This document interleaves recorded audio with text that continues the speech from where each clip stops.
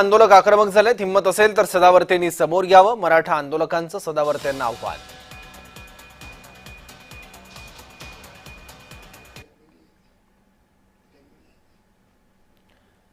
हिम्मत असेल तर सदावर्तेंनी पुढे यावं, मराठा आंदोलकांनी सदावर्तेंना हे आव्हान दिलंय। काल सदावर्ते यांनी पत्रकार परिषदेत टीका केली होती मनोज जरांगे पाटलांवर। मुंबईतलं वातावरण मुद्दामून बिघडवण्याचा प्रयत्न जरांगे करतायत। उद्या मुंबईत जर काही घडलं तर त्यासाठी सर्वस्वी जरांगे जबाबदार असतील, असं काल सदावर्तेंनी म्हटलं होतं।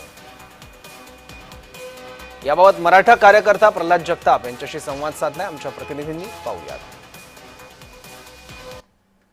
जरांगेंचं भगवं वादळ हे मुंबईमध्ये तर धडकलं आहे, पण मात्र त्यांच्यासोबत लाखो मराठे जे आहेत त्या ठिकाणी पोहोचलेले आहेत। मुंबईच्या जिथपर्यंत नजर जाईल तिथपर्यंत आपल्याला मराठेच दिसून येत आहेत। मराठे बांधव आपली मागणी पूर्ण करण्यासाठी आझाद मैदानमध्ये पोहोचलेले आहेत। मागील 1.5 वर्षांपासूनचा त्यांचा हा प्रवास होता, तो मात्र आज आझाद मैदान या ठिकाणी पोहोचलेला आहे। त्यासाठी त्यांचं अभिनंदन तर आहेच, पण या ठिकाणी काही मराठा बांधव आहेत, आपण बघू शकतो कशा पद्धतीने आरक्षणासाठी या ठिकाणी पोहोचलेले आहेत। मागील 2 ते 3 दिवस झाले अन्न नाही, पाणी नाही, फक्त प्रवास करून मुंबईपर्यंत पोहोचलेले आहेत।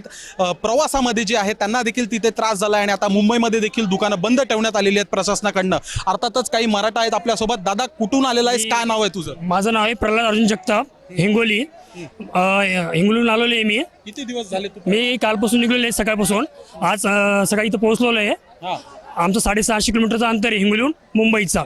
पाटलांच्या म्हणण्याप्रमाणे मी इथं आलेलो आहे, त्यांच्या आदेशप्रमाणे। जोपर्यंत पाटील हलत नाही तोपर्यंत आम्ही हलणार नाही। पाटलासोबत आम्ही सदैव तत्पर राहील।